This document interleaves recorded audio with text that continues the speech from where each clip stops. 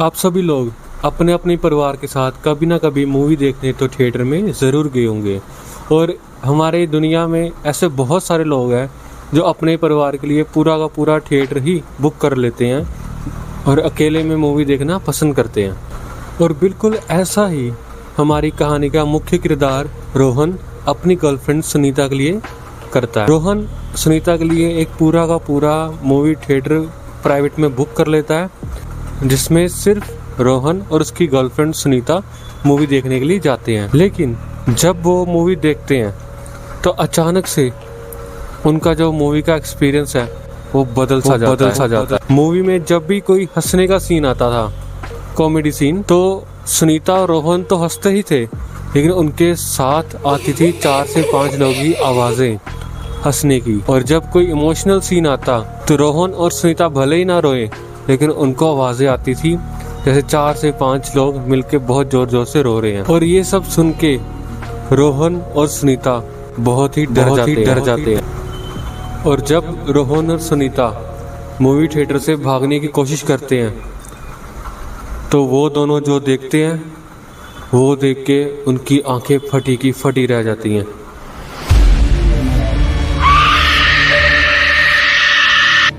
Devil versus divine channel में आप लोगों का बहुत बहुत स्वागत है। हम आपके लिए लेके आते हैं रियल हॉरर स्टोरीज। तो कहानी शुरू करने से पहले प्लीज़ आप लोग हमारा चैनल लाइक एंड सब्सक्राइब ज़रूर कर लें, ताकि हम आपके लिए ऐसी ही रियल हॉरर स्टोरीज ढूंढ के लाते रहें। और मेरी आप सभी लोगों से एक रिक्वेस्ट है कि आप प्लीज़ कहानी जो है पूरी ज़रूर देखें, तभी आपको पूरी कहानी समझ आएगी और देखने में मज़ा भी आएगा। तो चलिए कहानी शुरू करते हैं। हमारी कहानी का जो मेन कैरेक्टर है रोहन, उसकी उम्र तकरीबन 24 साल है और उसकी गर्लफ्रेंड जो सुनीता है उसकी उम्र 24 साल है।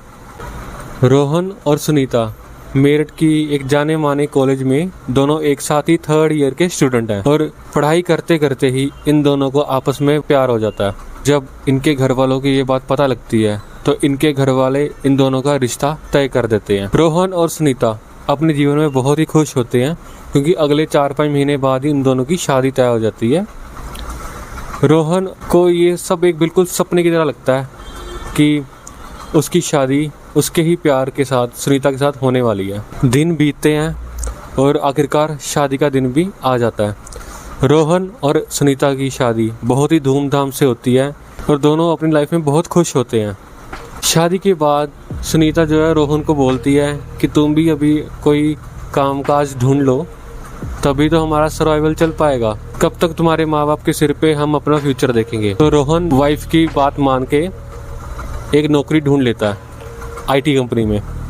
रोहन और सुनीता दोनों को 6 महीने से ऊपर हो चुका था शादी हुए, लेकिन अभी तक रोहन सुनीता को कहीं पे भी हनीमून के लिए नहीं लेके गया था। तो इसलिए एक दिन सुनीता उससे बहुत ही नाराज़ होती है कि लोग तो देखो कहाँ कहाँ हनीमून के लिए जाते हैं, कितने कितने दिन स्पेंड करते हैं, कोई फॉरेन जा रहा है, कोई मंसूरी जा रहा है, कोई कहाँ जा रहा है, लेकिन तुम हो 6 महीने से ऊपर हो गया, अभी तक कहाँ एक मॉल तक नहीं लेके गए। जब देखो अपनी नौकरी में बिजी रहते हो, मेरे लिए तो तुम्हारे पास बिल्कुल टाइम भी नहीं है। और ये जो ताने हैं सुनीता रोहन को डेली बेसिस पे मारना शुरू कर देती है। और रोहन भी एक बार तंग होके उससे बोल देता है कि इतना स्केड्यूल टाइट होने के कारण मैं तुम्हें नहीं लेके जा पा रहा हूँ, लेकिन जल्दी मैं तुम्हारे लिए कुछ बहुत अच्छा करूँगा। ऐसा करते करते इन दोनों की शादी की एनिवर्सरी आती है। रोहन सोचता है कि मैं सुनीता के लिए एक ऐसा सरप्राइज प्लान करूँगा जो उसने कभी सोचा नहीं होगा। फाइनली एनिवर्सरी का दिन आता है। रोहन आज अपनी वाइफ सुनीता को घुमाने के लिए बाहर लेके जाता है और थिएटर में बोलता है कि चलो आज मूवी दिखाता हूँ तुम्हें। लेकिन सरप्राइज ये होता है कि जो रोहन ने पूरा का पूरा जो थिएटर है वो बुक कर लिया था। और जब सुनीता थिएटर के अंदर आती है तो वो देखती कि पूरा का पूरा थिएटर खाली है। तो ये देख के सुनीता बहुत ही चौंक जाती है कि ऐसा कैसे हो सकता है, पूरा का पूरा थिएटर कैसे खाली है। तो रोहन ने उधर थोड़े से इंतजाम भी किए होते हैं, जैसे कि उनके जो स्टाफ जो मेंबर होते हैं थिएटर के, उनको बोला होता है कि ऐसे ऐसे बुके लेके आना आपने और फूल वगैरह लेके आने हैं, जिससे सुनीता को एक स्पेशल फील हो। तो बिल्कुल ऐसे ही होता है। जो थिएटर का स्टाफ है रोहन की डिमांड पे वो हर चीज़ करता है जिससे सुनीता बहुत खुश होती है और हर वो चीज़ की जाती है जिससे सुनीता को बिल्कुल स्पेशल फील हो। और ये देख के सुनीता बहुत ही खुश हो जाती है और रोहन को जोर से गले लगा लेती है कि ये था तुम्हारा सरप्राइज़, मुझे तुम्हारा सरप्राइज़ बहुत अच्छा लगा। और उसके बाद वो दोनों फिल्म देखना शुरू करते हैं। वैसे वो फिल्म कोई ड्रावनी फिल्म नहीं थी, वो एक नॉर्मल फिल्म ही थी जिसमें कॉमेडी, एक्शन, इमोशन सब होते हैं। तो ऐसे ही रोहन और सुनीता अपनी मूवी जो है थिएटर में एंजॉय कर रहे हैं और रोहन और सुनीता के अलावा पूरे थिएटर में कोई नहीं है। तो ऐसा ही एक सीन आता है जिसमें जो मूवी के कैरेक्टर हैं वो रोलर कोस्टर पर बैठे होते हैं और रोलर कोस्टर ऊपर से नीचे जा रहा होता है और ये सीन चल रहा होता है और तभी अचानक से सुनीता की जो कुर्सी है वो बहुत ही जोर से हिलना शुरू कर देती है, वाइब्रेट होना शुरू कर देती है। तो सुनीता को लगता है शायद ये चीज़ ना रोहन कर रहा है। तो सुनीता रोहन को बोलती है कि अभी मत करो यार, मूवी देखने दो, क्या कर रहे हो तुम। लेकिन रोहन बोलता है कि मैंने तो भाई तुम्हें टच भी नहीं किया। तो सुनीता बोलती थी इतनी जोर से मेरी सीट क्यों हिला रहे हो। तो रोहन बोलता है कि नहीं, मैंने तो ऐसा कुछ भी नहीं किया। तो ऐसे ही सीन चलता है। तो आगे 10-15 मिनट बाद ना एक कॉमेडी सीन आता है। तो उस कॉमेडी सीन को देख के रोहन और सुनीता बहुत जोर जोर से हंसते हैं। लेकिन रोहन नोटिस करता है ऐसे रोहन और सुनीता दोनों हंस रहे हैं जोर जोर से, उनके साथ साथ कम से कम 4 से 5 लोग वो भी जोर जोर से हंस रहे हैं। और रोहन एकदम से अपना सर घुमाता पूरे 360 डिग्री देखता है कि कौन है हमारे यहाँ पे, लेकिन रोहन को वहाँ पे कोई भी नहीं दिखता। रोहन सुनीता को बोलता है कि मुझे अभी ऐसा लगा कि हमारे दोनों के अलावा भी यहाँ पे 4 से 5 लोग हैं जो बहुत जोर जोर से हंस रहे हैं हमारे साथ ही। तो सुनीता बोलती है कि ऐसा कैसे हो सकता है, तुमने तो पूरा का पूरा थिएटर ही बुक कराया, तो हमारे अलावा तो यहाँ पे कोई भी नहीं है, तुम्हें शायद वहम हुआ होगा। तो रोहन भी बोलता है कि शायद हो सकता है मुझे वहम हुआ हो। तो रोहन और सुनीता अपनी फिल्म कंटिन्यू करते हैं। ऐसे ही कुछ सीन बीतते हैं और एक सीन आता है जहाँ पे वो सीन बहुत ही इमोशनल होता है, जिसके कारण सुनीता की ना आंख भर जाती है और सुनीता भी हल्की हल्की रोना शुरू कर देती है उस सीन को देख के। वो काफी इमोशनल सीन होता है। और जैसे ही सुनीता रोना शुरू करती है, रोहन और सुनीता दोनों को आवाजें आती है जैसे कोई 4 से 5 बंदे मिलकर रो रहे हो। तो ये आवाजें इतनी डरावनी होती है रोने की, तो रोहन और सुनीता दोनों ही मिलके आसपास देखते हैं। रोहन तो एकदम से उठ जाता है अपनी सीट से और पूरा थिएटर का चक्कर लगाता है, इधर उधर साइड पे कॉर्नर, फ्रंट कॉर्नर सब देखता है, लेकिन उनको कोई भी नहीं दिखता। रोहन बहुत परेशान होता है, लेकिन फिर भी रोहन और सुनीता इग्नोर कर देते हैं ये चीज को। उनको लगा शायद कोई प्रैंक कर रहा है हम लोगों के साथ, कोई बात नहीं, मूवी थिएटर पूरी होने दो, फिर हम जाके पूछेंगे स्टाफ से कि आखिरकार चल क्या रहा है।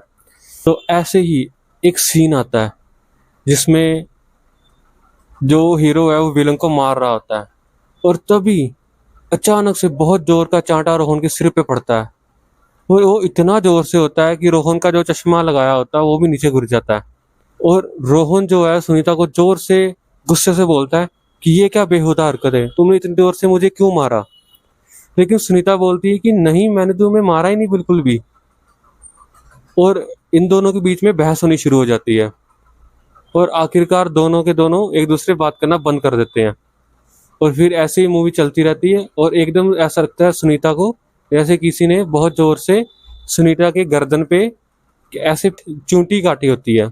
सुनीता रोहन को बोलती है, तो क्या तुम अभी अपने नीचे गिरने का बदला ले रहे हो मुझसे, चोटी को काट रहे हो मेरी गर्दन पे। तो रोहन बोलता है कि मैंने ऐसा कुछ भी नहीं किया।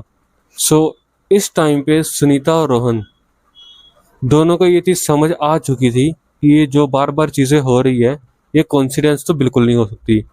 रोहन और सुनीता भागकर थिएटर के बाहर जाते हैं और स्टाफ को सारी बात बताते हैं और स्टाफ भी अंदर आते हैं और चेक करते हैं कि वहां सुनीता और रोहन के अलावा कोई भी नहीं है।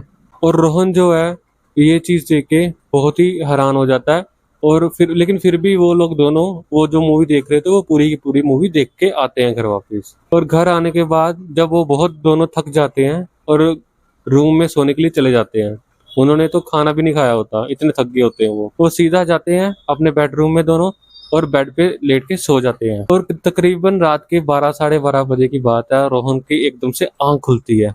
रोहन एकदम से ऐसे ही बाय चांस ही पीछे मुड़ के ऐसे करवट लेके देखता है और देखता है कि सुनीता जो है ऐसे बैठी हुई है बेड पे उसके बाल सारे आगे हैं।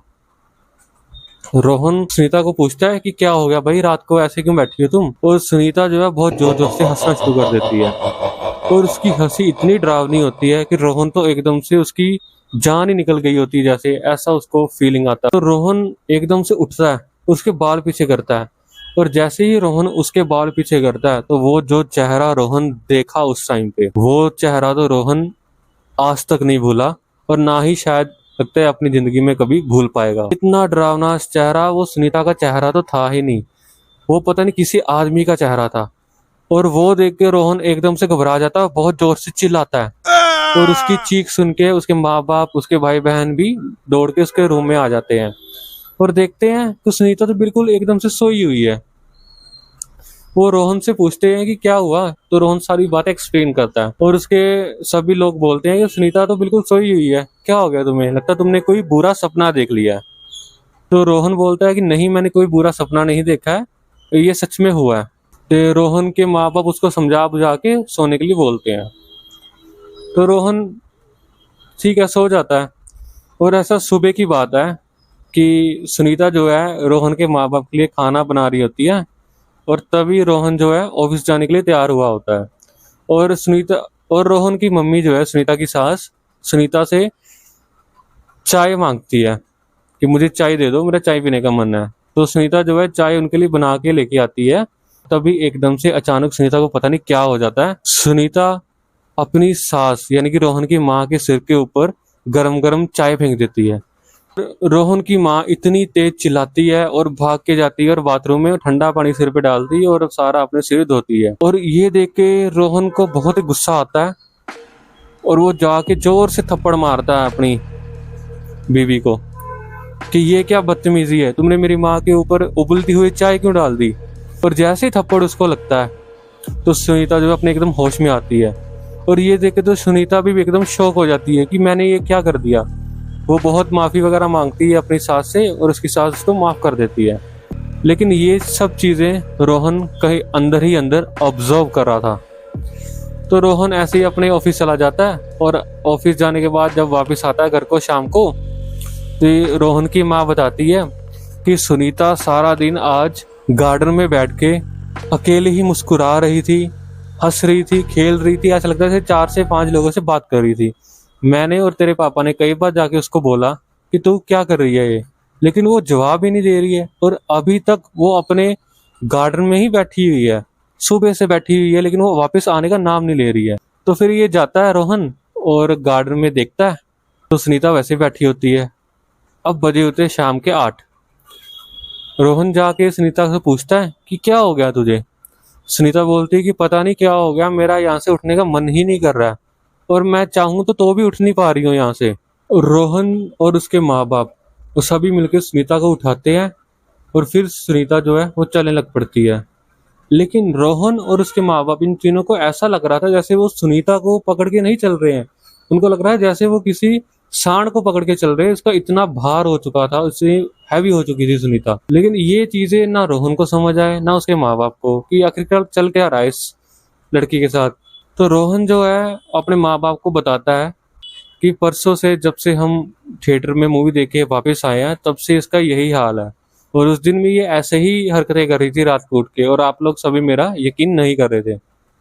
तो रोहन के माँ बाप बोलते हैं कि कुछ ना कुछ तो गड़बड़ है इस लड़की के साथ। रोहन की जो माँ है वो थोड़ी स्पिरिचुअल है, वो बाबा वगैरह को जानती रहती है, जाती रहती, चढ़ावा वगैरह चढ़ाती रहती है। तो ऐसी उनको कहीं से लीड मिली थी कि फलानी फलानी जगह पे एक बाबा जी रहते हैं, तो तुम जाके अपनी बहू को वहां दिखा लाओ। तो जैसे ही सुनीता अपनी सास के साथ उस बाबा जी के पास पहुंचती है तो बाबा जी बोलते हैं अरे ये तो बिल्कुल ठीक है, तुम इसको यहीं क्यों ले आई, कुछ भी नहीं हुआ इसको बस। तो बाबा जी ने तो सीधे हाथ खड़े कर दिए कि सुनीता ठीक है। तो उसकी सास को लगा कि हो सकता है ये कोई नाटक कर रही है, इसको कुछ चाहिए इसलिए ये चीज कर रही है। तो ये सारी बातें रोहन की माँ रोहन को बताती है जब रोहन घर से ऑफिस से वापस आता है।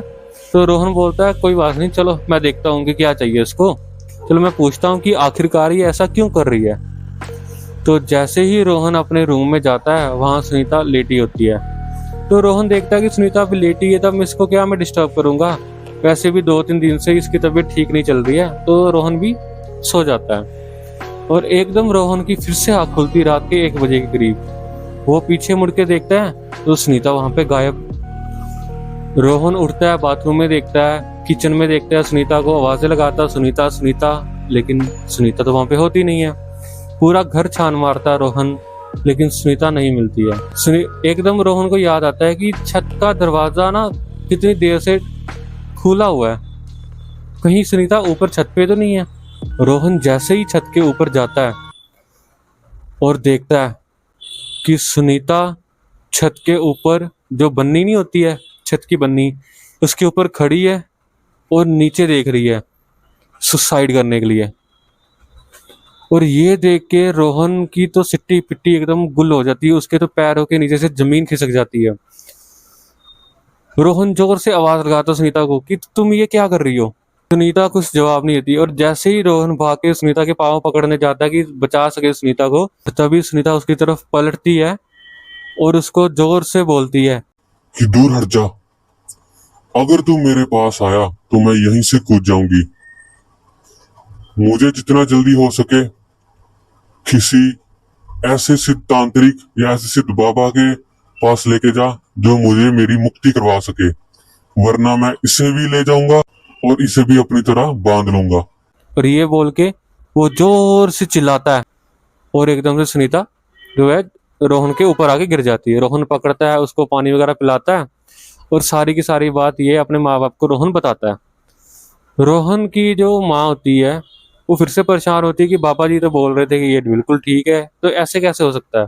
रोहन की माँ फिर से जाती है उन्हीं बाबा जी के पास, तो बाबा जी बोलते हैं कि मुझे पता था कि कुछ ऐसा ही होगा, लेकिन उसमें दिक्कत ये थी कि वो जो एंटिटी थी वो इसके अंदर बहुत गहराई में बैठी हुई थी, तो अगर उस टाइम पे मैं उसको कुछ मंत्र फूके निकालने की कोशिश भी करता तो वो और गहराई में चली जाती।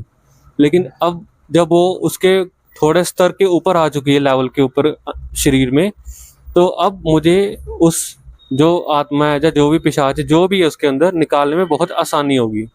अपनी बहू को मेरे पास लेके आओ। तो रोहन की माँ ऐसे ही करती है, उनको बाबा जी के पास लेके आती है और जैसे ही वो बाबा जी के पास इस टाइम पे आते हैं, पिछली बार तो कुछ भी नहीं हुआ, लेकिन इस बार जब वो बाबा जी के पास आते हैं तो बाबा जी को देखकर वो बहुत जोर जोर से चिल्लाना शुरू कर देती है सुनीता। और बाबा जी जो है अपने घेरे में बैठे होते हैं, साथ में 1-2 उनके चेले होते हैं और हवन चल रहा होता है और पूरी तैयारी होती है, जो भूत निकालने की जो तैयारी होती है ना, वैसे पूरा माहौल बना हुआ वहाँ पे, जोर जोर से मंत्र पढ़े जा रहे हैं और बाबा जी इशारे करते हैं कि सुनीता को नीचे बिठाओ। जैसे ही बाबा जी के सामने सुनीता आती है, भाई सुनीता अपने हाथों से बाबा जी का जो गला पकड़ लेती है ऑन द स्पॉट, और वो इतनी जोर से पकड़ती है कि सभी मिलके भी उसको छुड़ा नहीं पाते। और बाबा जी को जैसे कि प्राण निकलने वाले थे तो एकदम से सुनीता बेहोश हो जाती है और बाबा जी बच जाते हैं। तो ये देख के तो बाबा जी बोलते हैं कि आज तो इससे मैं कुछ नहीं कर पाऊंगा, तुम इसे कल लेके आना। तो अगले दिन उसको बुलाते हैं। जैसे ही सुनीता फिर से उनके सामने आती है तो बाबा जी जोर से एक मंत्र बोलते हैं और उसके मुंह पे लाल और हरा रंग उठा के फेंक के मारते हैं। और जैसे ही वो उठा के फेंक के उनके मुंह पे मारते हैं सुनीता के वो लाल और हरा रंग, सुनीता के जैसे रावण के 10 सर नहीं निकलते, जैसे 4 से 5 आत्माएं जो उनके शरीर में थी, उनके सभी के सभी सिर नजर आने शुरू हो जाते हैं। एक आत्मा की शक्ल ऐसे, दूसरी की यहाँ पे, तीसरी की यहाँ पे, चौथी की इसके आगे, पांचवी की इसके आगे, ऐसे पूरी लाइन लग जाती है जैसे दशानन की 10 सिर होते हैं। तो ये देख के बाबा जी को समझ आ जाता है कि इसके अंदर तो बहुत खतरनाक आत्माएं हैं। तो बाबा जी क्या करते हैं, ध्यान लगाते हैं और कोशिश करते हैं ध्यान के थ्रू ही कि उन आत्माओं से बात कर सके। और बाबा जी जो है ध्यान लगाते हैं अपना, और ध्यान के माध्यम से ही सुनीता के अंदर जो एंटिटीज होती हैं उनसे बातें करती हैं। जो बाकी के लोग बाबा जी को और सुनीता को देख रहे होते हैं उनको तो लग रहा है जैसे बाबा जी ऐसे बैठे बैठे सो गए हैं और सुनीता भी सो गई है, लेकिन उनकी दोनों की अपने ध्यान के माध्यम से बातें चल रही होती हैं। और बाबा जी को पता चलता है कि वो जो है 4 से 5 आत्माएं हैं वो वहीं पे थिएटर के अंदर ही कैद हो गई थी, इसलिए क्योंकि उस थिएटर में आज से 20 साल पहले बहुत भयानक आग लगी थी इतनी भयानक आग लगी थी कि सभी के सभी जितने लोग थे वो निकल गए थे अफरा तफरी में। ये 5 लोग वहीं पे कुछ जल के मर गए थे, कुछ दब के मर गए थे। और जिसके कारण इनकी आत्माएं जो है इतनी समझदार नहीं है या इतनी शक्तिशाली नहीं है कि खुद मुक्ति दिला सके अपने आप को। तो इसलिए उन्होंने ये रास्ता चुना। उन्होंने पहले भी कई बार कोशिश की लोगों को पोजेस करने में, उनके अंदर आने की, ताकि कोई ना कोई बाबा इनको मिले और उनकी मुक्ति करवा सके। लेकिन इनमें सभी में इतनी क्षमता नहीं है कि वो किसी को भी पोजेस कर सके। लेकिन जब सुनीता इनके पास आई तो इन्होंने कोशिश की और सुनीता पोजेस हो गई, और जिसके कारण ये सभी मिलके इसके अंदर आ गए। और अब ये सभी आत्माएं मुझसे चाहती हैं कि उनकी मुक्ति का राह खोल सके, यानी खुद चाहती हैं कि सुनीता को छोड़ के वो मुक्त हो जाएं, क्योंकि वो बहुत परेशान है इस स्टेज में। और सबसे बड़ी बात, जो मुक्ति का रास्ता होता है वो आत्माएं खुद बताती हैं बाबा जी को। और बाबा जी अपने ज्ञान और तंत्र मंत्र की शक्ति से, और वो आत्माएं ने जो जो बताया होता है बाबा जी को, सब मिला के एक एक करके बाबा जी सभी की सभी आत्माओं को मुक्ति दिला देते हैं। जब सभी की मुक्ति हो जाती है तो सुनीता एकदम से बेहोश हो जाती है फिर से। बाबा जी उनके कलाई पे, सुनीता के कलाई पे 2 ताबीज बांधते हैं और बोलते हैं कि जब तक सुनीता का एक बच्चा ना हो जाए और वो बच्चे की उम्र 4 साल की ना हो जाए, तब तक ये धागा किसी भी रूप से खुलना नहीं चाहिए। अगर ये खुला तो ये जो एंटिटी है वो वापस तो नहीं आएंगी, लेकिन कोई नई एंटिटी, नई आत्मा जरूर आकर्षित हो जाएगी तुम्हारी बहू के ऊपर। ठीक है, तो तुम्हें ये चीज़ का बहुत ध्यान रखना है। उसके बाद जो है सुनीता को होश आता है और सब बिल्कुल नॉर्मल हो जाता है। और एक दिन का समय आता है और ये बात है 2022 की, और अब लगभग 4 साल पूरे होने वाले हैं और अभी तक सुनीता ने अपने हाथ से वो ताबीज नहीं उतारा है। और अभी उनका 3 साल का बेटा भी है।